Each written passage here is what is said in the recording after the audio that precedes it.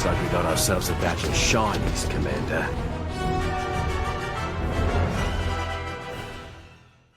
Welcome to episode 1 of Coordinated Fire, a Star Wars Shatterpoint podcast, soon to be your number one source of Shatterpoint north of the border. With me today, I have Sean Peconi and Titus Kosloff. How you doing, guys? Doing good. Fantastic. Super excited to get episode 1 on the books here. This is something we've been thinking about doing for a long time. I'm glad we finally grabbed it by the reins and we're going to get it started here tonight. 100%. And I think with this being episode 1, the place to start is by getting some introductions out there and letting everyone know who we are and why we're here and what's going on. Yeah, sure. Yeah, my name's Sean Peconi. I live in the same area as my two fantastic co-hosts, Kyle and Titus. We are part of the, I guess what you would consider the Peterborough and Kawarthas area community, but larger Ontario, Canada community that started almost 2 years ago playing this game. Has been going strong ever since. My first miniatures game, I actually started back in 3rd edition 40K. Dabbled in that a little bit when I was much younger. Kind of fell out of it, got into more TCGs, played a lot of Magic, got into Marvel Crisis Protocol about 3 years ago now, it would be.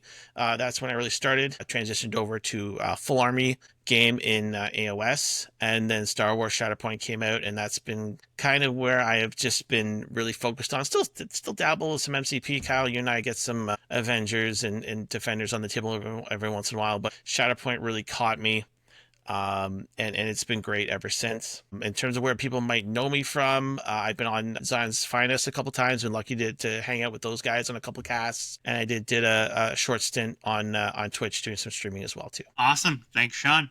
Titus, I will throw it over to you. Yeah, so Titus Kosloff, same area as Sean and Kyle, obviously. I started off my miniatures in X-Wing. It was something easy to get into, something I didn't have to paint. I ended up coming to like the painting, but that was a bit of a journey to get there. From X-Wing, I went to Legion, went back to X-Wing, kind of bounced off Legion a little bit. I still play a bit to this day, but when Shatterpoint came out, it was something I was really excited about, so I jumped in right at launch, and I've been here ever since. In terms of where people might know me from, it's I'm not online a whole lot, so mostly just Discord, on the Zion's Finest Slack as well, but pretty much those two places are where you'd find me. That'd be it. Awesome, Titus. All right, so I will jump in with myself. So my name is Kyle Russell. I have been playing miniatures games basically since I was a teenager. If you really want my first, I would say that was Hero Quest, the original version from the 80s. My uncle got me into that, and that's a really core memory for me, and that's where I painted my first minis. Jumped into 40K post that and went through that for several editions, but have picked up a lot of games here and there. Jumped into Marvel Crisis Protocol a bit. I played a bit of Malifaux, and honestly a ton of others. But the majority of that was 40K for a very long time. That was the game that I played at a few different events and would travel out to play. Being a huge Star Wars fan, I jumped into Shatterpoint right away and really, really haven't looked back. For me, I think out of the three of us, I'm probably more the hobbyist of the group. As for where people might know me from, as Sean mentioned, I've been on a few of the other podcasts a couple times, and that's been an incredible experience. Sean and I made the trip to Adepticon this year, which we got to meet a lot of you out there, and was also an incredible experience, and we're excited to engage with you in kind of this different way as well. So that's it for our mini history and kind of how we got to Shatterpoint. Obviously, Star Wars is a huge part of Shatterpoint and why we're here and why we jumped in head first. It was interesting to hear Titus's backstory and his miniature games. And Titus, basically your entire gaming has been Star Wars games. Yeah, I had a slight interest in, I believe it was Bolt Action, very briefly. And then I found something a little easier to get into, and I've just gone Star Wars ever since. Amazing. So let's talk about Star Wars a little bit. So let's get where's your fandom? Where what's your favorite part of the Star Wars universe? If you were to pick a movie and a show that are your favorites, what would it be? Sean, I'll throw it over to you. So I think being the oldest one on the cast here, original trilogy really lies kind of in my heart. Empire Strikes Back is my favorite movie. Obviously one of the most, if not the most iconic moment in Star Wars history. That movie just resonated for me big time. The battle on Hoth, I think, is so iconic as well too, and everything related to that. And interestingly, I didn't give Andor a chance at first, and I think I've spoken about this before in our local chat. Andor is a show that I really slept on for a while. Decided to get through season 1. Obviously, we know it's a bit of a slow burn at first. Got through it, and now I'm just totally enthralled with season 2. Season 2 is fantastic.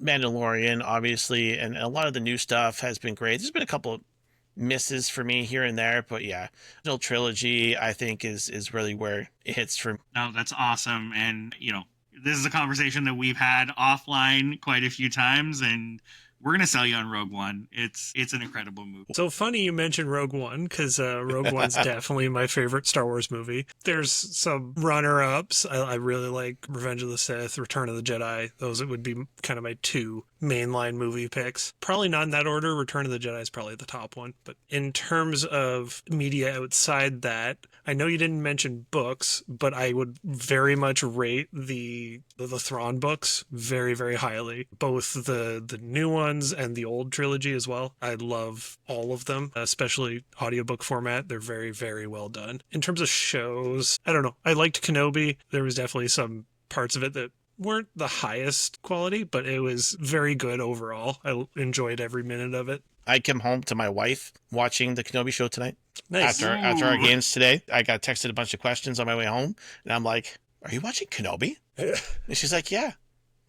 It's so sad, He was his brother," and I'm just like, "Wait till I get home, and we'll talk about this." I bullied everyone in my house to watch it. So I think seeing how they've expanded on, Anakin's and Obi-Wan's relationship over time, whether that's through the Kenobi show. We got a glimpse in the prequel trilogy, but it was really Clone Wars where the story became sad, right? You see that, you really absolutely see that bond over many seasons. And Revenge of the Sith hits different, and I'll jump in there because Revenge of the Sith is absolutely my favorite Star Wars movie. I am a prequel trilogy apologist, and I will accept that. But I think in current media and how much we've seen Ahsoka expanded as a character, and how much we've seen Anakin and Obi-Wan's relationship expanded upon, and the Clone Wars TV show really, really did a lot of that. And a lot of these characters exist solely because of that show, and there is nothing that could top that for me. I think out of the 3 of us, I'm definitely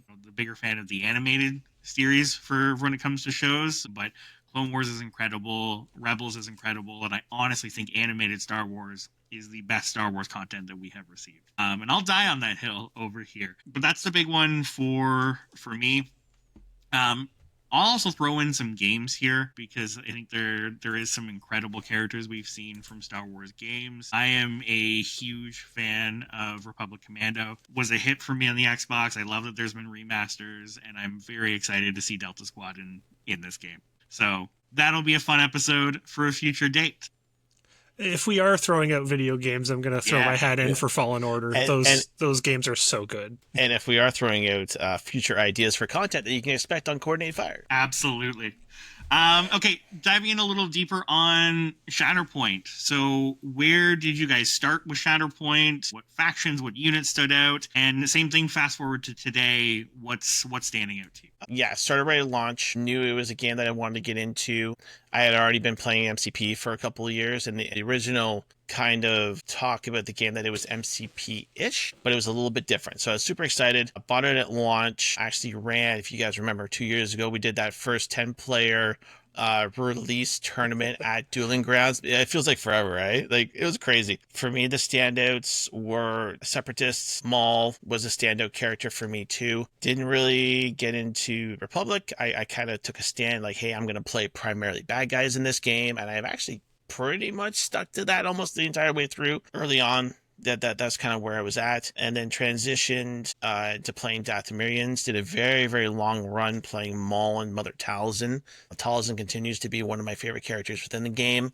Hopefully she gets a little bit of touches in the future, because I think she needs maybe just a little touch here and there, not too much. She's still very, very good.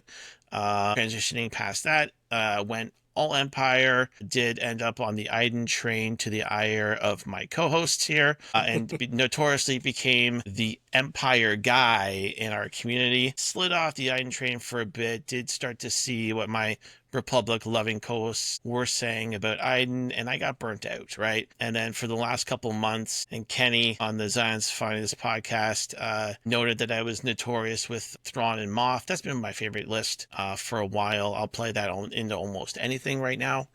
Even post rebalance, I think is still an extremely strong list. Need to play it on First Contact still, but again, that's a list I love. You know, the control strategies that we're seeing with Empire now are something that really resonates with me. And I think it's going to be really great moving forward in terms of that play style for any Empire player. As you know, as someone with the privilege of getting to play a ton of games with you over those 2 years, you know, it's been incredible to see your evolution as a player. Seeing that play style really click with you with Moff Thrawn. You scare me when you play that list. you have it down, and it's you know, I have to bring my all to be able to play through that, and it's been an incredible journey for sure. I appreciate that. Thanks, Kyle. Titus. So when I started, well, I'm backing up a little bit. I was always a separatist person through X-Wing and then through Legion. So I came into Shatterpoint going, I'm going to play separatist. That's going to be my thing. I put them on the table a couple times and just bounced off really hard. It was not a play style that I was enjoying, despite it being at the time one of the better lists in the game. It didn't click with me. So I ended up going over to Republic, and I stuck with that for about a year, especially with Lumi. Luminara it fit with how I liked to play. She was defensive. She gave us movement, rewarded doing the things you wanted to do, but also had a bit of a safety net. And I stuck around Republic for quite a while. Eventually, I got kind of bored of it, wanted to branch out a little bit, and I got a box of Inquisitors off Sean. And I tinkered with that for a long time playing. I mean, I very quickly found out Third Sister was not to be put on the table. She was a display piece. But the rest of them, I put them together on the table for quite a while and had some good success with it. After that, branched out a bit more into Empire, put Thrawn on the table, put Moff on the table, and eventually I ended up branching out into Rebels later on, but that's very recent. And even recently, when we'll probably talk about this, brewed a list that absolutely crushed at the table of Adult. And I just put all of those different loves together. And man, did it work. Holy woo. Absolutely. Yeah. It did things. Yeah. You know, this will be a common conversation, I imagine. But every time Titus messages in the chat on, I've got a new list idea, I'm excited to see it. Right. And, you know, some make it all the way. Some maybe don't, but it's always nice to see, you know, something that isn't out there, right? A list that people aren't playing that I can't just rip off a Longshanks and throw on the table. And Titus, you always bring those. And about 75% of them have Lobot in it. That's right. Our mad scientist, man. I've said it since day one. You're our mad scientist. I love it. Awesome. So for me, I think similar story. I was in for Shatterpoint from the get go. I've got a group of friends that, you know, I play a ton of different board games, miniature games with, that jump into a lot of new games. But this one really stuck with me. And then I ended up finding these guys playing at a local store. I had actually just moved back to Peterborough. So this was a really great opportunity to meet some locals and go play a new game. And, you know, Sean, I remember the days when it was just me and you on Tuesdays, every Tuesday. But every time, you know, we took the opportunity to, someone asked questions, let's do a demo, stop our game, show it off. And then Titus, you were joining regularly, you know, shortly after that, right? Through that, I think I jumped on Separatists pretty much right away. I think for that first event, I was running Asajj and Grievous. And there's a few things I learned from that first event that have really stuck with me. One, that list was difficult because Force Economy was difficult. And that is, Force Economy has been a conversation on playing this game for me from throughout that entire journey. Fell in love with Force Push with Asajj and have gravitated heavily to units with that level of displacement for basically the entire time. I'm stuck with Separatists for a bit. Coming from previous games, I've always really enjoyed and, what I would call an attrition style, but more from the defensive side of that. Of, I'm going to outlive my opponent. I want that more defensive list, that tanky list. And so Kenobi is something I gravitated to once I really got the hang of it. Played that for a bit. Had my stint with Dooku Vader once the dual pack came out and ran that with terrorized us for months. Yeah, It was awful. It was awful. 14 game win streak, sir. And that was, that list had just a level of synergy with consistency from dice attacks, had displacement from Django, and I was playing Barriss on the Vader side.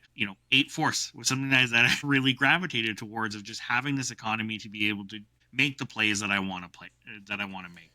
Yeah, and I think, sorry, I'll just pop in there too. Really, when we first, I think myself and Titus and maybe other people within our community saw, it was a very good demonstration of when you dedicate yourself to a list and knowing a list inside and out, that this game really rewards that, right? Like I said, we're talking a 13, 14 game win streak, winning multiple local events with that list, Kyle. I think you were the first out of our local community group that really gravitated to something, liked it, stuck with it. And now when we talk about this game, it's, if you stick with the list and get reps, you can become as successful as you want to be with it. And that's really always been my style. I find the thing that I really like and I want to know it in and out. I want to get the reps in. I want to practice, because I think next up, post that Dooku Vader list, was Hunter came out, and then Hondo came out, and that might be where some listeners recognize me from, because I was the crazy man ranting about Hunter and Hondo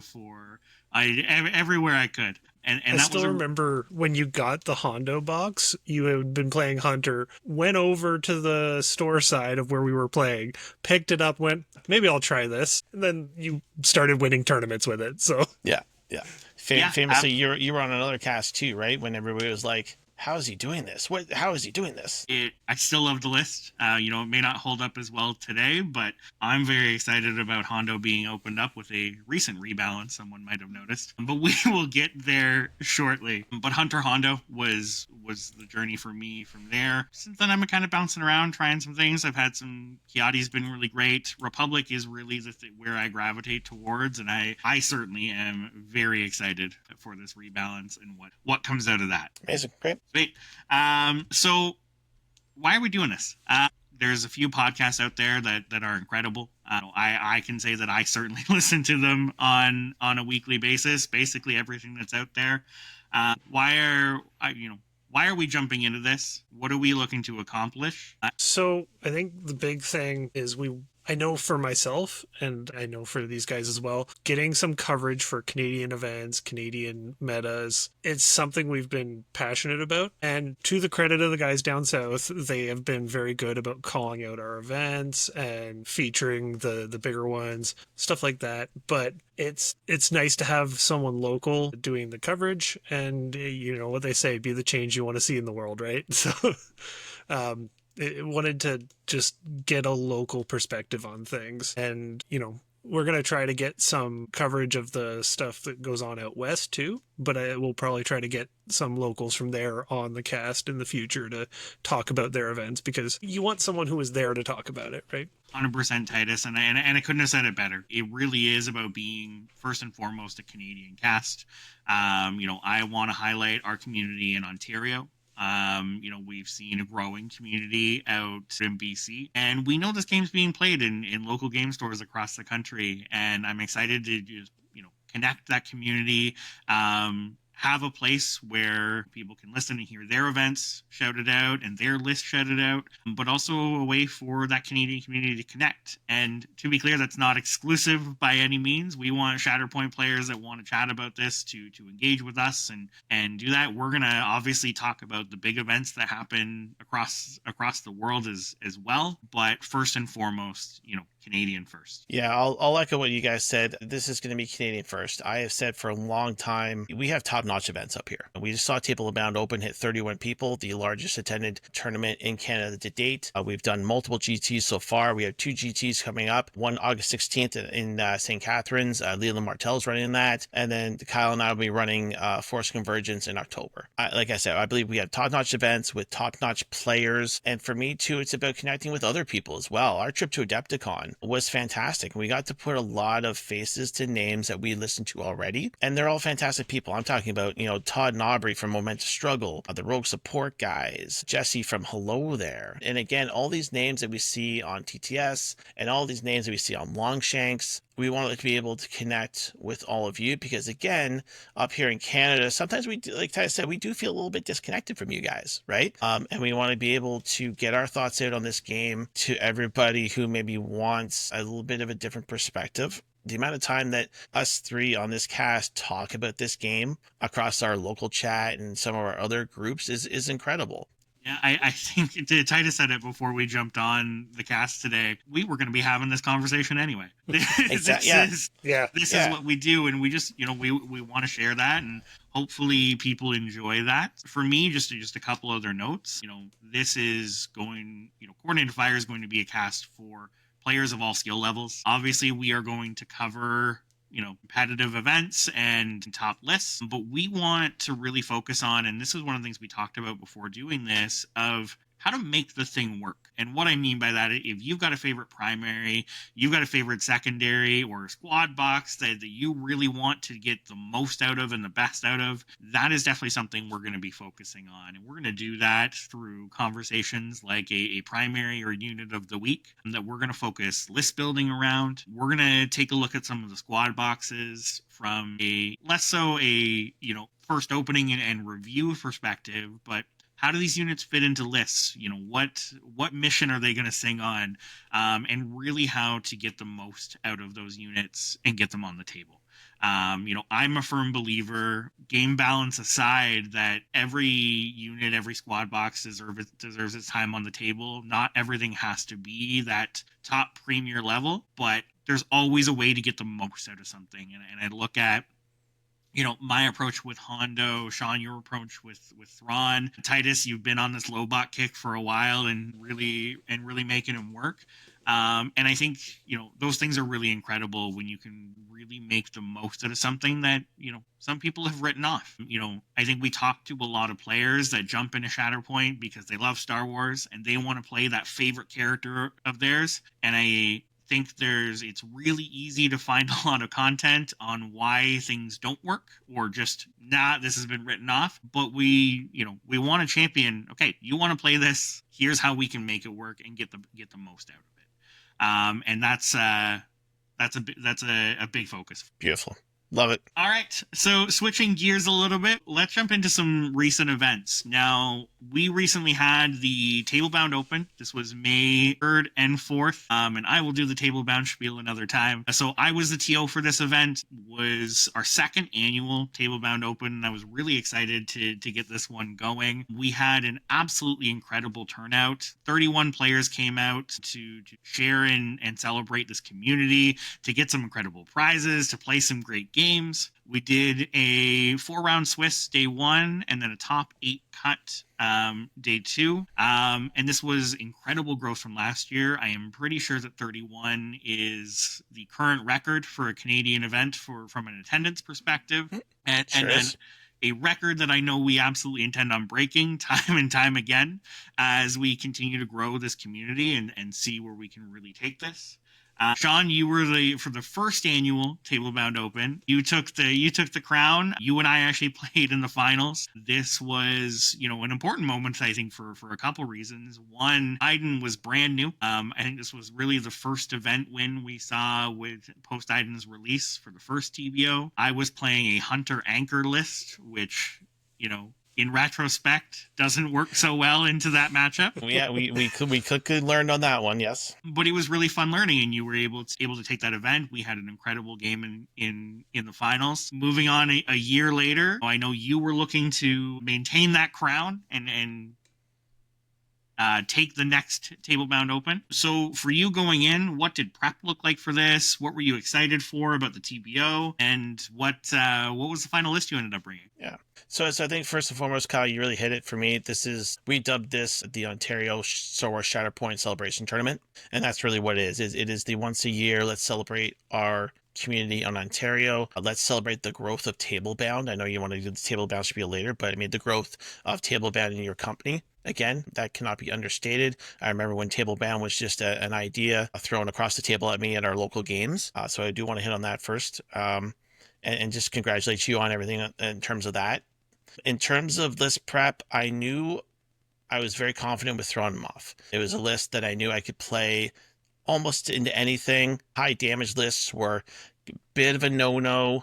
It played very well on odds as well, too. You and I had played a number of times on odds, and even without an infiltrate unit, I still think it is one of the best lists that you can play on odds without an infiltrate unit, because of the amount of movement you get. So I was locked in there. The other list I wanted to play was just something brand new, and I chose Mandalorians. And with that, I also chose to play new Ahsoka, so Fulcrum Ahsoka. I had played it a couple times. She was a character that I knew I really enjoyed, with a bit of a play style that I liked as well too. Only played it once during the tournament because, again, I was just feeling really confident with Thrawn and Moff. I was able to do what I wanted to do with that list. So that was really most of the prep. Didn't get too many games in the last month leading into it, but again, brought a list that I was super confident with, so I wasn't all that too concerned. Just looking to have a fun day overall. Yeah, absolutely. And I think you did incredible still. I think 5th overall is where you ended up, all said and done. So a great run. Correct me if I'm wrong. I think it was you and Titus in the semifinals. Yes, it was. Yep. It was quarterfinals, right? Quarterfinals. Sorry, yes, quarterfinals. Yeah, quarterfinals game, Titus and myself. Yeah. So Titus, you ended up taking that. So I'll pass it over to you. You know, you took the crown for the TBO. So first and foremost, congrats. Let's talk.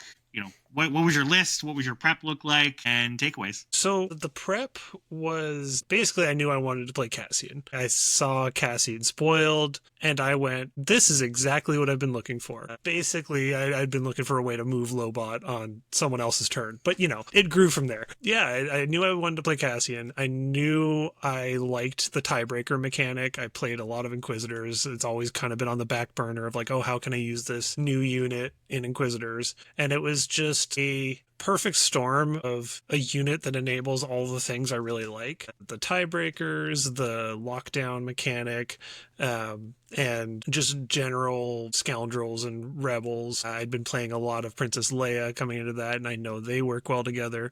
I'd been wanting to play Han, and the interaction between him and Cassian is really cool. So it all kind of came together somewhat organically. And then it was all about filling holes in the list. What I ended up playing most of the time was Cassian with Moff Gideon. The Cassian squad had Lobot, Fifth Brother. Moff Gideon had Ezra and Dark Troopers. So I had a lot of looks of like, what on earth are you putting on the table? Because there's 2 Imperial units, 2 Rebel units, and I think 4 Scoundrels out of that.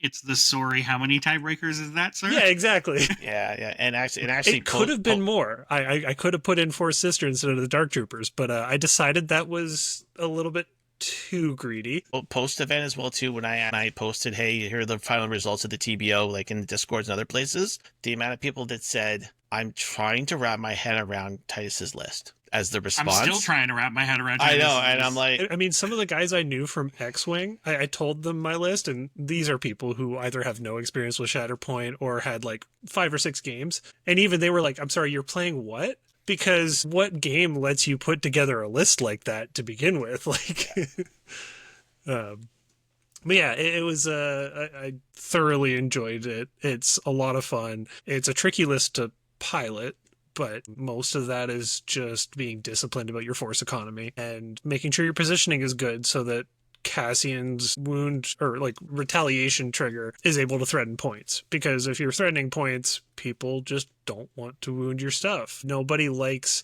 the experience where you work really hard and get nothing for it or get punished for it. So Ezra on 1? Yeah. It's a tough list to play around, and I had the privilege of watching quite a few of those games as I was roaming around with judge calls and taking a look. But even watching your finals matches, Titus, I've been racking my brain on how I'm going to play against this list when when Well, we'll see if I'm still playing it. I am notorious for getting bored of a list after a single event and then moving on to the next thing. Yes, yes. I got to keep ahead of everyone else. I can't play the mirror match. Mad scientist has to come up with a new list. Awesome. So you guys spoke about a couple new things that were available, eligible for play at the event. We had Cassian, which we saw Titus play. Krennic was available, but I don't think we had any, and part of that is just getting some things in Canada has been a little tough. Yeah. Hindsight, I think I should have played Krennic. You did well. You did well. You did great. But you were able to get Fulcrum on the table, which is amazing.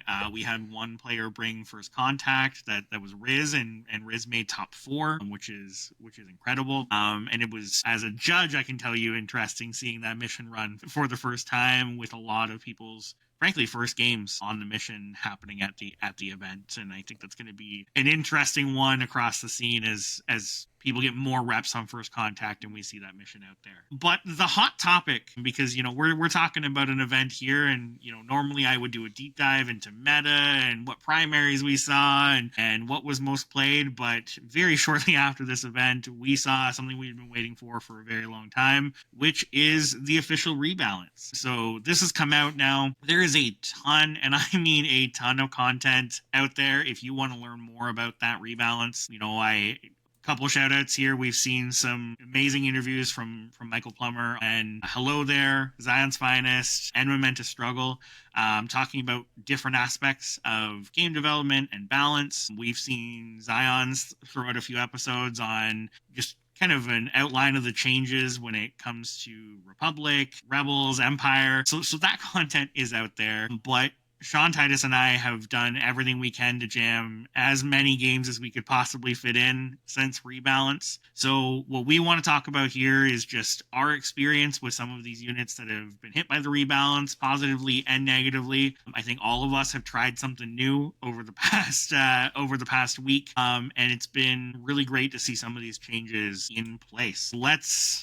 I want to jump in first here because I think Republic was the hot topic of the rebalance. We saw full reworks to characters like Mace and Anakin, and a ton of favorites that just now have their time to shine at the table. My first game coming in post rebalance, I wanted to get Mace on the table. Mace Obi has been one of my favorite pairings pre rebalance, and something that's been a little outshined from a meta perspective for some time. Another one that I've had time, I've said for a long time that Republic just really needs a really good revenge trigger. So that's where Ahsoka Jedi No More from the core box comes in here. So the first list was Mace and Ahsoka. Mace taking the reworked Cody with ARF troopers, and Ahsoka coming in with Wolf and the 212th. So a little light on out of activation movement, but a very tough list. Looking at Mace's rebalance, ranged attack that allows him to be a little more mobile and a little more aggressive at range. The ability to add dice. This list had a ton of force and just was really tough to wound bodies. I played this into a CAD armor list, which was certainly making a fair attempt at getting some wounds in. But Ahsoka's reaction anytime they went in, her ability to just move in any direction she lets her play a very Mando effect. In comparison, that full dice on the revenge attack meant those attacks hit hard. But the shining example for me was Mace and the 212th. When it comes to what I was most impressed with post rebalance, Mace has always been great with the tactic to be able to move a full unit, but now his own activations really back up what he's there to do. I think I've played 2 games with Mace now. He has eaten up a ton of my force, but he's also bringing that back on that Shatterpoint, and he is able to reliably wound. He is able to reliably tank a point, and Mace is one that I'm very, very excited about. Ahsoka, the range 2 aura of the free expertise, I think is something that we're going to need to learn about as we continue playing. I think getting attacks through when she's around something is going to be very, very tough. And I think we're really starting to see now what Republic was intended to be, which is really this tanky, this defensive style, while still being able to hold and move on points. Cody, I will say I was a little less impressed with for my first run with him, but Titus will tell me all the reasons I'm wrong, so we'll continue through that. But that's kind of been my journey with some of the Republic testing. Part of that list was getting as many units back on the table as I could. I can tell you 2/12 are a revitalized unit. Their attacks feel good, and I don't feel bad for taking them. So that's my first run through. I'll throw it over to Titus. So first of all, Team Cody for life. But my first game after the rebalance was CAD. I wanted to get CAD on the table with IG-88 because I've been looking forward to him being in every era since he was released, pretty much. Just knew there was going to be some good stuff to stick with him, and then the Bounty Hunter box came out, and it, just looked like it was made for that. Now that you can do it, it was really good. So what I had was Cad Bane with IG-88 and the Bounty Hunters, and then I put Cassian Andor on the other side, mainly because I wanted more points to work with. So I had Boba Fett and IG-11 with him. I played against Sean, if you could remind me what you were playing. I was playing Krennic, Vader 3, Shore Troopers with a Grand Inquisitor, Reva, and Fourth Sister. And you brought rockets, missiles, to this game. So we were both trying out the new stuff. Sean had the Inquisitors, and I had CAD. That was really the biggest change. There wasn't much else there. And they were out for blood. Yes. So we ended up with, what was it? I had 11 wounds, tier 5, I think it was. Yeah. And by the time we got to Struggle 3, Sean had 3 units on the table and still somehow almost took the struggle. There was actually a misplay right towards the end, which credit to Sean, we both missed it, where we forgot Krennic could just walk and take the point, and it would have made the struggle made the difference for the struggle. So it was really close game, considering he only had 3 bodies on the table, period. I can say from a spectator, that is the most units I've ever seen taken off in a game, period. I also don't think I've seen someone run out of wound tokens before, so that was fun. Sean, Yeah, how was the game hilarious from your perspective? So this game was obviously a little bit rough. When we get to my turn here, I will speak about some of the things that I'm going through learning Krennic. My learning process with Krennic, I think, is going to be very similar to my learning process with Thrawn. I think Thrawn and Krennic are very similar, where they're going to require the Empire player to really understand where their spots are, right? Thrawn had a very particular spot where he was played, and I think Krennic is going to have some particular spots as well too. I'll go into some discussions that I've had with other players this week as well too on some things that you should do with Krennic. But yeah, double IGs, I think, with this CAD list, like I said, it's missiles, it's rocket launchers, and I think some of these control lists, particularly in Empire, are really going to struggle with this a little bit, with the added kind of extra kick in the teeth that you get with Cassian as well too, that if you try and wound back, you're also punished for that as well too. So this game was, I think we noted a little bit of learning for both of us, but yeah, super interesting. And I don't know if I would call it a misplay, but just a little bit of a misunderstanding of both Krennic and my understanding of climbs a little bit, right? Even as an experienced player, sometimes a different perspective. Kyle, you're the one that noted, hey, climbs, you can actually do this, or it works like this. And I was like, wow, I've never actually thought about it like that before, right? So again, as we go along and playing, maybe 2 or 3 games a week with each other, we're always learning, and that's what I love about not only this game but having a great community. There's always something new to pick up. Even if you have all the basics down, there's always some nuance that you've missed or that you've forgotten, and maybe you did know once, but it's hard to keep everything in your head. It is, yeah. And there's a lot to this game, right? We learn this, we see it every week on the forum board, right? Questions get answered by the great team out there, and there's been a few moments, I think, for us even recently, where we're like, wow, okay, that's what it does, or that's how this works, right? And I think that's a good sign of also good game design as well too, maybe a little bit, that you can uncover these things and understand these things a little bit better. And it's also nice too to get them out in practice games rather than a GT. Yes. Or a table round open.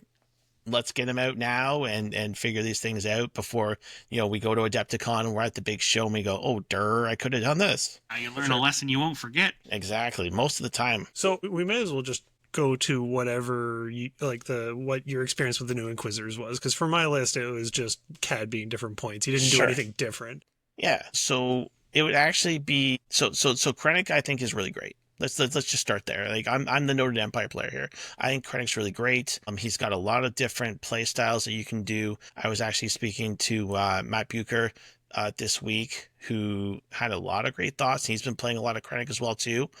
Didn't get to see much of the Inquisitors because a lot of the time they were either wounded or were just kind of out of position. I'm not 100% sold on Grand Inquisitor himself yet. I think maybe the package might be Reva and Fourth Sister, which it might be a little bit of a hot take. I don't know if Grand Inquisitor is all that great even post rebalance. It might be those two together, or Reva and Fifth Brother. Time will tell, maybe under Moff or something like that. And again, Krennic and that squad is really interesting, particularly if you're not going to play Vader 2 as a primary. Vader 3 bringing those control elements and the contest from 3, which is what our second game today, Titus, I was able to finish out with that. I think that's very interesting as well too. Krennic, it's looking like, for me, the way to play him is you do the momentum denial basically until he gets wounded. You take those extra 5 dice dashes and 5 dice attacks again until he gets wounded. And then once he's wounded, he becomes an 8 dice gun that goes around and steals points. That's the overall feeling I'm getting from him. I think short troopers are super good. Protection and steadfast while on objectives is super powerful, and getting those 6 dice attacks from Krennic is nice.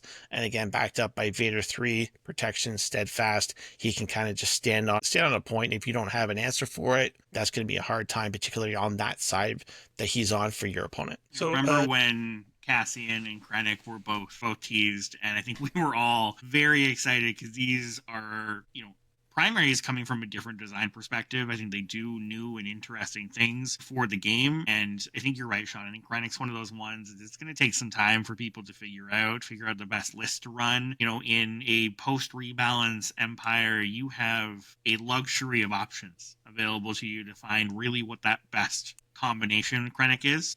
Yeah, one question I want to pose in particular is, Sean, you were pretty vocal that Dark Troopers were hit pretty hard from this rebalance. How is your feeling on them after your first game with them today? I think they're fine.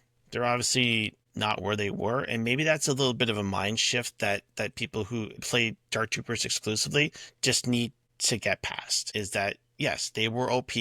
We were used to them consistently making big plays, and the design perspective that we're seeing within these rebalances that they're doing is that we do need to tone down expectations a little bit. Now, on the flip side, you also played ISFs today, Kyle, and said, hey, maybe this one wasn't hit as bad as we thought. Spoiler alert. Yeah, but while we're on the Empire topic, so we talked earlier about what our favorite factions are and what we've leaned towards playing. Today was my first time ever putting an Empire list on the table, and thank you, Josh, for letting me borrow that. Empire cherry popped. It was, wow, has this been the life you guys have been living this whole time?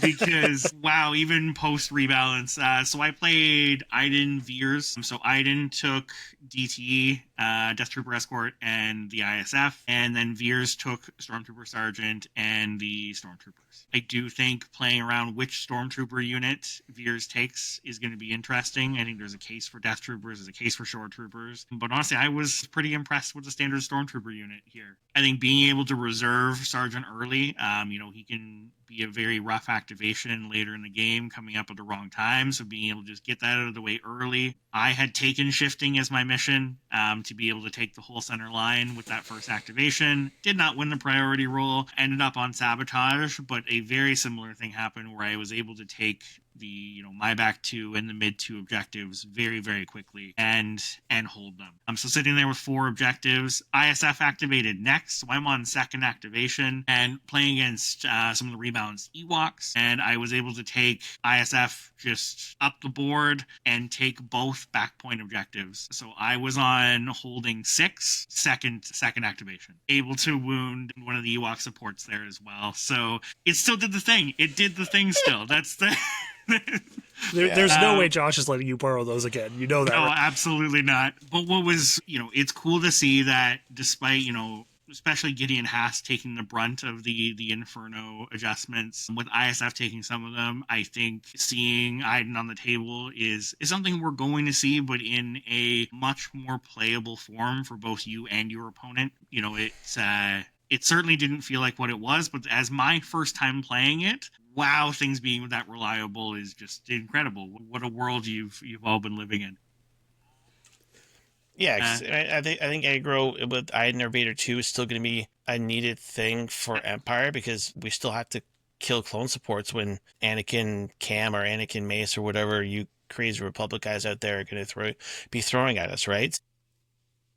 And I will applaud the design in a capacity where this thing that overall we are very happy was toned down, but still from my perspective is a very playable list. It's never fun when toys get taken away, but it's also not fun when they don't feel like a great experience for your opponent. So I think I'll applaud the design team, because I think they are in a very serviceable spot where this list still works, but feels a little more playable. Yeah, I really, just me being me, right? I mean, I was like, oh my God, what happened? And toned down expectations, playing it a bit more. I still need to play into Republic. Haven't played against Anakin Cam or anything like that yet. So those are games I think with the new Empire I still need to get in. But overall, I'm still looking to play Empire within different and alternative strategies than what we've seen for the last year. And that's really what's been motivating me. I think we talked, Kyle, you really changed my perspective on this game a little while ago. And it's been great for me. And that's why I really dug my heels in with the Thrawn Moff list. Just taking that different perspective, winning games without wounding. I had one game at the table bound open. I won 2-0 against Kanan and Cassian and did not do a single wound. Kanan and Cassian did not trigger once that game. And that was against a good opponent too, very good opponent. And games that you can play like that are extremely fulfilling. So I think perspective, and you guys are probably going to be laughing at me here, is that these rebalances for Empire were nice. They were needed. And overall, I think for Empire players that really dig their heels into, again, Thrawn, Krennic, these other ones that have been kind of set aside because Iden was taking over, Empire players, you are going to find that there are a lot of fulfilling alternative strategies and play styles within this faction. At the end of the day, this is an objective control game. Whether things are alive or dead, if you hold the point, you hold the point. Awesome.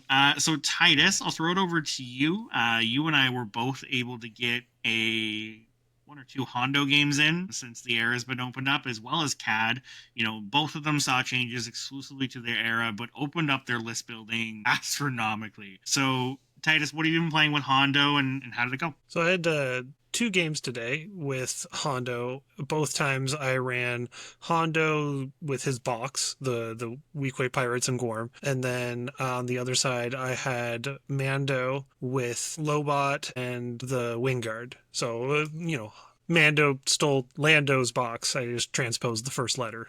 I really liked it. Having 2 fairly high hit point supports with Steadfast makes them pretty resilient for holding the point. And boy, for how little the pirates got touched, like is 1 hit point, some better expertise on their ranged attack, and 1 extra attack die on both sides, and the exit strategy ability, which I don't know if that even came up for me. But so it doesn't seem like a big change, but those numbers, they make a difference. They were tearing up my opponent in the game I had. Well, I should say the second game, because Kyle kicked my butt with Anakin game 1. But they put in work. The pirates are really good, and the one thing that I really like with them is bonus attacks. Pack Hunter still applies. So the most reliable way to get a bonus attack with them would be Lobot. I'm sure there's a couple other options, but nothing's coming to my head. But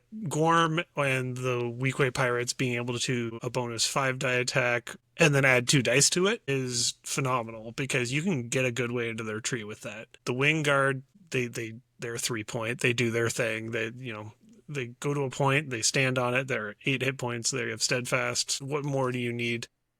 Yeah, I can say having both of your supports have steadfast with both the Wingguard and the Weequay Pirates is incredible. And it was Seems noticeable right away. Yeah. That sounds great. And then obviously Mando, he's a scoundrel. He does cool things. He doesn't really synergize with the list in any specific way, but he's just a good playmaker. He does what he's supposed to do. Yes. And then Hondo didn't get any changes except for the era change, and I didn't use that here, but him being with his box that he was designed to go with, it worked out well. They mesh well together. They were just undertuned before, so it felt bad playing them. But now that they're kind of to the same level as everything else, you can see that synergy really shine between that box. Fair What's Fair is a great ability, and it led to some kind of funny interactions a couple times, but I thoroughly enjoyed it. Yeah, I played my own list, based off Hondo and Fair What's Fair, which really his identity is the all-star of his kit, other than being able to just move an entire unit, not faction tagged, and he refreshes force. Now Hondo's has a perfect kit, never mind. The whole thing's great. The whole thing's just ridiculous. But so I played a bounty hunter focused list. So Hondo, Bosk, bounty hunters with Cad, Dengar, and Han and Chewie. So went in pretty heavy bounty hunter focused, entirely scoundrel focused, and this was a 4-force list, which I was nervous about going in. What happened pretty quickly is the wounds were reliable. He never ran out of force with this. Being able to make Han and Chewie a bounty hunter and then refreshing 3-force when they wound something was absolutely incredible. I chose them over IG-11 here just to have 2 bodies spread out so more things could be engaged, to trigger Hondo's identity more often, and that definitely played out. Cad's identity played out. Basically, when I wanted to wound something, we were able to. Dengar, I think, helped a lot with the force management, being able to reserve most of the list for free, other than Hondo coming up as my first card in my order deck, which is a whole different problem. But he's perfect still. He just makes a mistake sometimes. He recovers. Everything's great. I have a question. The man crush continues. Yeah. I have a question. What do you get from making Han and Chewie a bounty hunter? Cad's extra force. Okay, but they spend a force to get it. So you're spending a force to get a force back? Absolutely, yes. There's Okay. no other benefit. I thought maybe there was something else there, but no, you're just rubbing salt in the wound now. I get it. So I literally did it. Yeah. You say it out loud now, and this is one of those things that, wow, you learn things when someone else is paying attention. Okay, I wanted to check because I thought like maybe there's some synergy I'm missing, but no, you're just okay. I get it. You're just doing it to do it. Just doing it to do it. I mean, there's no cost, so like. Well, there's no other reason to do that. See, this is why we talk things out, and this is how we learn. I did it. It was fun, and it worked. And now we get to have funny moments that the world gets to experience. Oh yeah, I'm not editing this out, to be very clear. All right. So yeah, the other thing. So Titus, you mentioned that you played against me playing Anakin in your first Hondo run there. So I did get Anakin back on the table. I think everyone's initial takeaway is the all-star from the rebalance. And wow, did they manage to take a character and make him really feel like what that character should feel. What's funny is incredibly overpowered. He's fine. I don't think he's overpowered at all. He still certainly has some ability issues. So I played Mace Anakin on Never Tell Me the Odds. And honestly, I think future episode planning, we could make an entire episode on trying to make Republic work on odds, because it is, I think, still a challenge. But I took Mace, Pawns, and the 2/12. That allows you to capture your starting objectives on Never Tell Me the Odds with Anakin, Rex, and the ARF Troopers. So this had kind of Anakin and Rex on the right, Rex being able to bomb across the board if needed, with Mace holding down the left side of the board. And pretty quickly, as Mace and Anakin got out there, Titus, you were having trouble shifting objectives back when with the tough Jedi sitting on the points. Yeah. I think I used 5 of my force on Mace. An extra 3 dice on his initial attack, and then an extra 2 dice on a defense roll where I really needed him to be able to stay put versus Mando. Both of those were very worth the force that went into them. Having Mace's refresh and then Anakin's refresh on wounds. You were very intentionally keeping your primaries and secondaries away from Anakin, so he at least only had support targets. But It didn't save me. It didn't save me at all. It did not. Oh, it didn't help? No. Oh. It helped. Shocking. Like, Anakin didn't move anything, but he definitely ran me over all the same. Color me surprised. Titus, you actually pointed it out, but it's funny because I never had an opportunity to attack twice with Anakin. It did not come up. He was able to wound on first attack both times, and I only had one target in the scenario we were in. But both of those times, Anakin pre-rebalance would have actually done the exact same thing. I don't think Anakin actually did anything this game that he wasn't able to do before. Yeah, he regened you 2 force overall, but you had force left over, so it didn't change anything about the gameplay. You only did melee attacks, and his attack tree didn't change, not significantly. So really, it was no change from where he was pre-rebalance. How the game played out. If it went a different way, obviously, I would have been swarmed in clones, but yes. No opportunity to switch stance and do the ranged attack at all? You can't. The second attack has to be a melee attack. It has to be okay. So you're starting with potentially with the ranged and then melee. Okay. But if you do a ranged attack, that means you're not in melee. So Yeah, you need a way to move. Stupid Empire player here. Sorry. Yeah.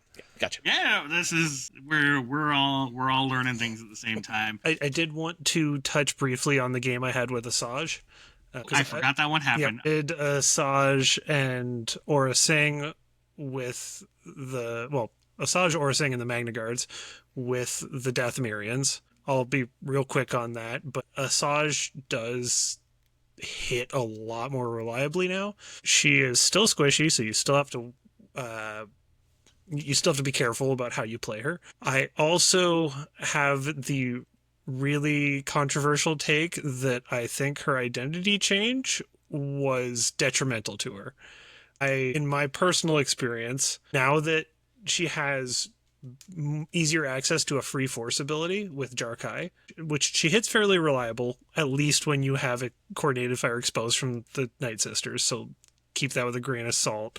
I personally would much rather heal 3 than get that force refresh, because I was regularly sitting on a surplus of force, and Asajj was regularly going down in 2 hits. So she'd get hit once, I would attack something, wish I could heal, and kill the thing. So, I'm doing what I need to do, but I would like more. And the force refresh wasn't helping, and then Asajj would have, say, 3 hit points left, whereas before she would have 6. Yeah, and this game, for the listeners, this was against myself here, that I played Krennic, Vader 3, Short Troopers with Moth Box as is, so Moth, DTE, and Dark Troopers. And I think I'll agree with that. I think an Empire control list, like I was playing, really gave that list some trouble, because you're right, you can't heal off the pins, the strains, right? These very common conditions that Empire are dishing out. And I think probably in a much more tuned control list, even like Thrawn Moff, I think that list is going to have problems. And also notable too that we talked about, Magna Guard were a big liability in that game. You had basically a dead draw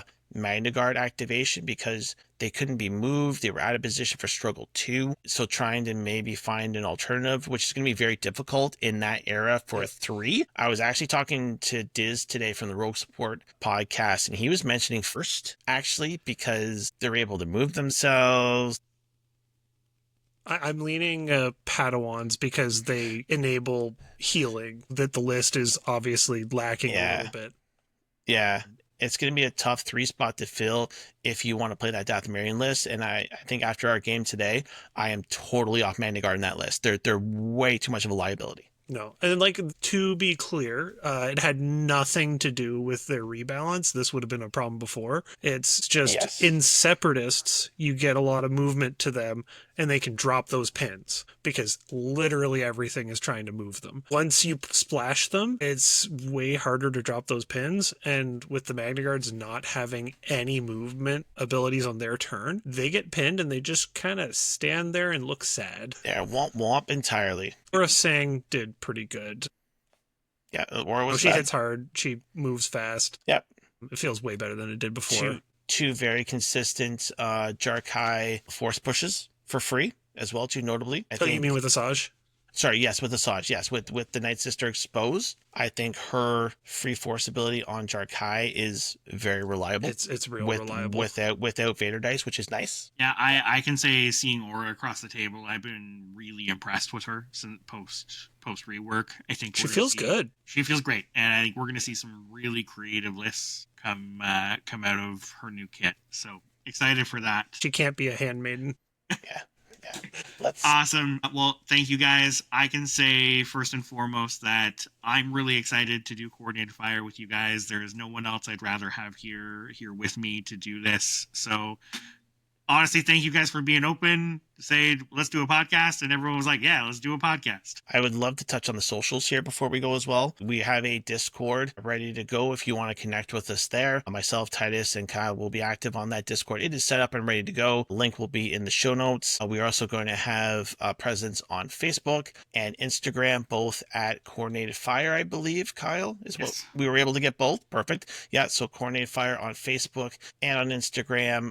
But again, I think Discord is going to be the main place for us to connect and have, direct interaction with anybody that's willing to listen. There'll be faction talk, spoiler talk, and again, big on events as well too, both in Canada, US, and international. And speaking of events as well too, we have 2 events coming up. August 16th, there's a GT, the Garden City Open in St. Catharines, Ontario, that is being run by Leland Martell. Tickets are on sale now for that at the Optimist Club in St. Catharines. And then, as mentioned, I think earlier, myself and Kyle are going to be running Force Convergence October 4th and 5th at Torchlight Games and Hobbies. Tickets for that on sale, also on sale now at the Torchlight Games and Hobbies website. Again, 2 great events coming up. We have lots of local stuff. Battle for Breath is a charity event happening at the KW Granite Club in Kitchener and Waterloo. That is on June 7th and 8th. If you want to join the Shatterpoint Ontario page, if you're listening from Canada or really from anywhere, tickets are on sale for that one as well too. So those are going to be, I think, the 3 big marquee events as well too. Locally, we also have Summer Smash. If you're listening from Ontario, that's going to be in Oshawa as well too. So lots of Shatterpoint going on. If you want to connect with us, again, it's going to be on the Discord for Coordinated Fire, and then our local community is Shatterpoint Ontario on Facebook. Absolutely. We have a jam-packed rest of the year when it comes to events. TBO was the kickoff to that, but I'm excited. I'm excited to jam some Shatterpoint, have some great games, run some great events. I'm excited to see this community grow. Amazing. Great first one, guys.